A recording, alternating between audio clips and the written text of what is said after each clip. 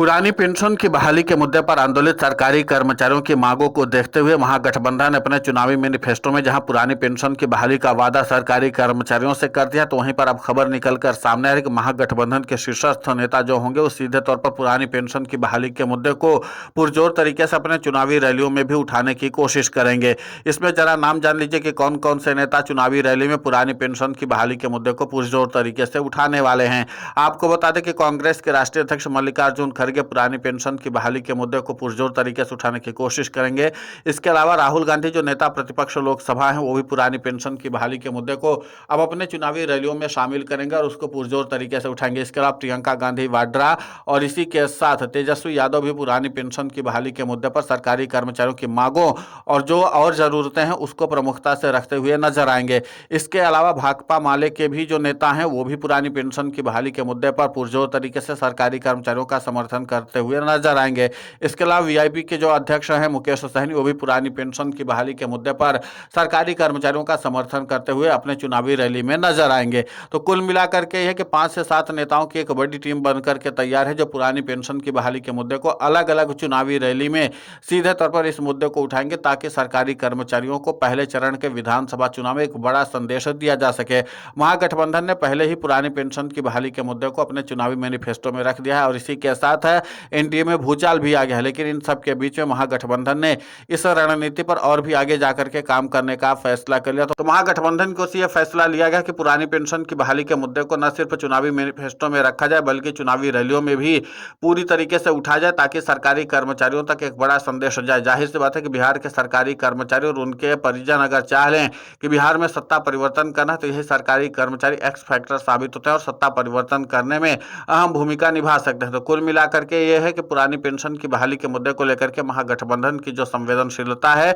और महागठबंधन के जो शीर्ष नेता उनकी सक्रियता जो है वो सरकारी कर्मचारियों को काफी प्रभावित कर रही है और इसी के नाते से सरकारी कर्मचारी ग्राउंड जीरो पर सत्ता परिवर्तन करने के लिए काफी ज्यादा मेहनत करते हुए नजर आ रहे हैं। बावजूद इसके जब कांग्रेस समेत आरजेडी और भाकपा माले से लेकर के वीआईपी तक के कद्दावर नेता पुरानी पेंशन की बहाली के मुद्दे पर सरकारी कर्मचारियों का समर्थन करते हुए नजर आएंगे तो जाहिर सी बात है कि बिहार में सरकारी कर्मचारियों का उत्साह चरम पर भी होगा और उसी के नाते से सरकारी कर्मचारी वोट स्ट्राइक करने में हम भूमिका निभा सकते हैं। अब इन्हीं सब बातों को लेकर के महागठबंधन की जो सक्रियता है उस पर भी मंथन चिंतन शुरू हो चुका है और माना यही जा रहा है कि 1-2 दिन के बाद महागठबंधन को से पुरानी पेंशन की बहाली के मुद्दे को पुरजोर तरीके से उठाने की पूरी कोशिश की जाएगी ताकि सरकारी कर्मचारियों को अपने साथ जोड़ा जा सके। सबसे बड़ी और अहम चुनौती यही है कि सरकारी कर्मचारियों की एकजुटता को स्थापित करना, क्योंकि कई ऐसे कर्मचारी हैं जो सरकार के प्रति सहानुभूति रखते हैं और उनको लगता है कि हम लोग सरकार के प्रति सहानुभूति रख के अपनी पुरानी पेंशन को बहाल करवा सकते हैं, लेकिन यहाँ पर मामला उल्टा फंसता हुआ नजर आ रहा है।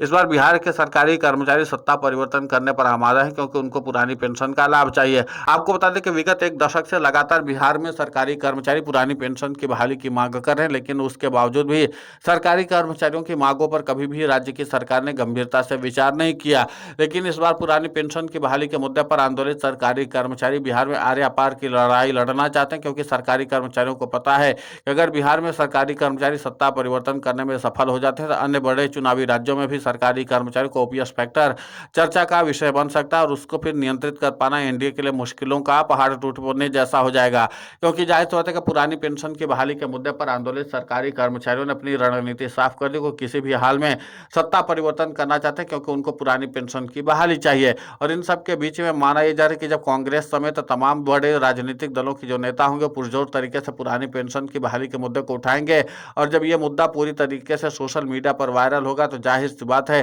कि सरकारी कर्मचारियों का वोट बैंक और भी ज्यादा त्रस्त हो जाएगा। और इसीलिए महागठबंधन ने सही मौके का चुनाव करने का फैसला किया कि जब प्रधानमंत्री नरेंद्र मोदी की बिहार की राजधानी पटना में मौजूदगी होगी उसी समय बिहार में अलग अलग चुनावी रैलियों को संबोधित कर महागठबंधन के शीर्ष नेता पुरानी पेंशन की बहाली के मुद्दे पर सीधे तौर पर हमला बोलेंगे। इसके अलावा सीएपीएफ के जवानों की पुरानी पेंशन को लेकर के भी नई रणनीति बन गई है और इसके नाते से अब यही माना जा रहा है कि पुरानी पेंशन की बहाली के मुद्दे को लेकर के सरकार जो है वो पलटने वाली है और एक बार फिर से बिहार में सत्ता परिवर्तन हो करके रहेगा। अब यही देखना महत्वपूर्ण होगा कि जिस तरीके से सरकारी कर्मचारियों ने अपनी एकजुटता का वचनबद्धता दी है और उसी के नाते से सरकारी कर्मचारियों ने इस बात का संदेश दिया है कि बिहार के सरकारी कर्मचारी अन्य राज्यों की तरह काम करने वाले नहीं बल्कि उनका सतही और जमीनी स्तर पर काफी ज्यादा पकड़ मजबूत है और ऐसे सरकारी कर्मचारियों की मांगों को अगर जो भी सरकार नजरअंदाज राज करेगी तो जाहिर सी बात है कि उसको खामियाजा भुगतना पड़ जाएगा। बिहार की राजधानी पटना में चर्चा का विषय बना हुआ। अब देखना महत्वपूर्ण होगा कि जिस तरीके से पुरानी पेंशन की बहाली के मुद्दे को लेकर के एनडीए का जो प्रभाव है वो भी कमजोर पड़ता हुआ नजर आ रहा है। इसी के साथ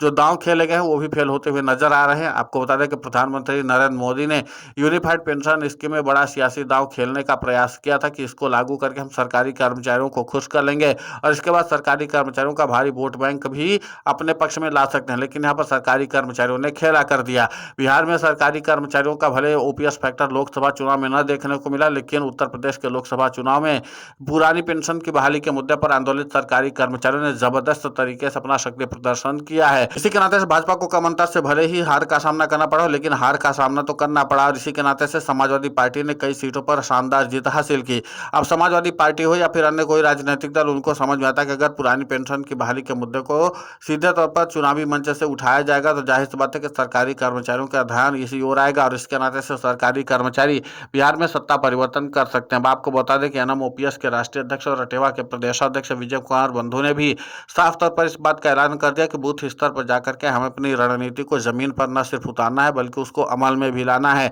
और इसी के साथ वोट बैंक को प्रभावित करने की कवायद भी एनएमओपीएस की ओर से की जा रही है। तो कुल मिलाकर के पुरानी पेंशन की बहाली का मुद्दा अब जहां एक तरफ सरकार के लिए टेंशनों का सबब बनता चला जा रहा है, वहीं पर महागठबंधन के लिए एक बार फिर से संजीवनी बूटी जैसा नजर आ रहा है, क्योंकि पुरानी पेंशन की बहाली पर सरकारी कर्मचारी अब किसी भी हाल में समझौता करने की स्थिति में नहीं और सरकारी कर्मचारियों ने इस बात का इशारा बहुत पहले ही कर दिया था। अब इसी के नाते से पुरानी पेंशन की बहाली के मुद्दे पर एक बार फिर से नई चर्चा होने वाली है और राजनीतिक विश्लेषक तो इस बात को मानते हैं कि पुरानी पेंशन की बहाली के मुद्दे पर आंदोलित सरकारी कर्मचारी बिहार में मुख्यमंत्री नीतीश कुमार की कुर्सी छीनने में अहम भूमिका निभा सकते हैं। अब देखना यह महत्वपूर्ण होगा कि जिस तरीके से महागठबंधन ने प्रमुख चुनावी नेताओं को सीधे तौर पर ग्राउंड जीरो पर उतरने का फैसला कर लिया है ताकि ये बड़े नेता जो हैं वो सीधे तौर पर पुरानी पेंशन की बहाली के मुद्दे पर सरकारी कर्मचारियों के साथ सामंजस्य बनाए और उनकी समस्याओं को जाने। खुद कांग्रेस के पूर्व राष्ट्रीय अध्यक्ष और नेता प्रतिपक्ष राहुल गांधी ने भी अपने पदाधिकारियों को कहा कि जमीनी स्तर पर जाकर के लोगों से हालचाल जाने और इसके बाद